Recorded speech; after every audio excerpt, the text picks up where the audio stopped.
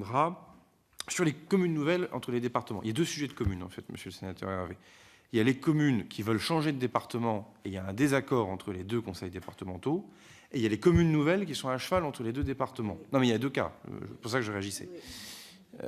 Bon.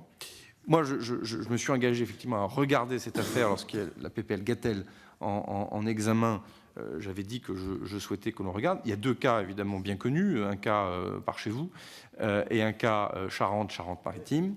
Je crois savoir qu'il y en a aussi quelques autres. On est en train de les examiner. Je suis quand même triste qu'il n'y ait pas de consensus localement sur ce genre de cas. Non, mais attendez, pas...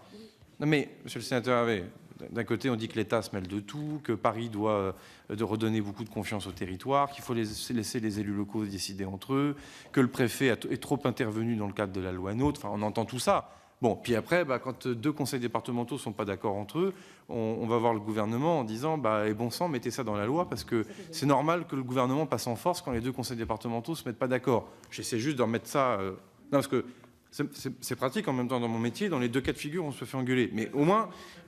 Oui, mais je veux, et ça, je m'y emploierai dans les deux cas de figure, et peut-être plus si affinité, je veux, et je serai sans langue de bois et sans démagogie dans cette affaire, je veux que les deux assemblées, le Sénat comme l'Assemblée nationale, soient éclairées de tous les impacts et des positions de chacun.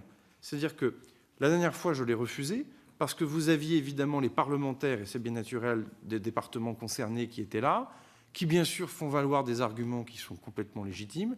Les autres collègues parlementaires qui sont dans l'hémicycle ne sont pas au courant de la situation locale, et donc on peut faire des choix qui se font sans forcément que les assemblées soient éclairées de la position historique de tel ou tel conseil départemental, de la position éclairée de tel ou tel conseil municipal, de telle ou telle intercommunalité, des impacts financiers, de ceci, de cela, etc.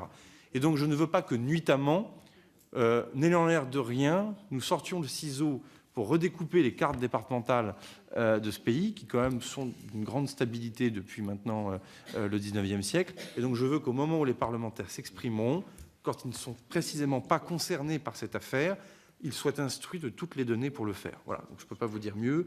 Et là-dessus, je serai effectivement Salomon, puisque chacun s'exprimera comme il le devra. Sur la prise illégale d'intérêt, comme vous le savez, il ne peut pas y avoir de disposition spécifique aux élus. Si on revoit le champ de cette qualification, elle se fait pour l'ensemble des personnes dépositaires de l'autorité publique ou l'ensemble des acheteurs publics, etc.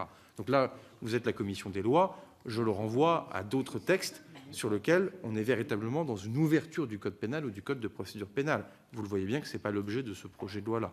Après qu'il y ait une réflexion sur ce sujet, mais vous ne la réserverez pas qu'aux seuls élus. En tout cas, ça serait très étonnant. Sur les SPL, il faudra qu'on en reparle, parce que je ne suis pas sûr d'avoir tout compris, parce que s'il y a des personnes privées, par définition, c'est l'outil SEM qui est davantage appelé. Il n'y a jamais eu pour moi de personnes privées membres de SPL, puisque c'est pour ça que des SEM ont été créés. Donc, je n'ai pas compris, en fait. Mais on en... Pardon, Monsieur le Président, déjurer une SPL est une personne morale de droit privé. Mais avec des actionnaires publics. 100% d'actionnaires publics. Ouais, mais j'ai pas et un compris. département prend la précaution de dire je ne finance pas une personne morale de droit privé, même si 100% de son capital est détenu par des collectivités, au motif qu'elle est déjurée une personne morale de droit privé.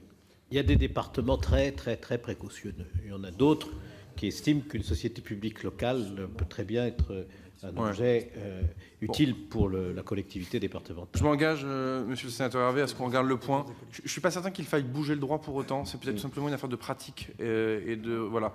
Non, c'est une question de contrôle de légalité d'une préfecture, le cas échéant la préfecture de la Haute-Savoie, qui confirme au département de la Haute-Savoie que son analyse est bonne, au sens qu'aucune subvention d'investissement pour une SPL intervenant dans une compétence qui est la prolongation directe de la collectivité ne puisse faire l'objet d'une subvention en investissement de la part du conseil départemental. Donc c'est pas seulement une interprétation du conseil départemental, c'est une interprétation de l'État. La subvention, on n'est pas sur l'actionnariat, monsieur le sénateur. Non, on est sur la subvention.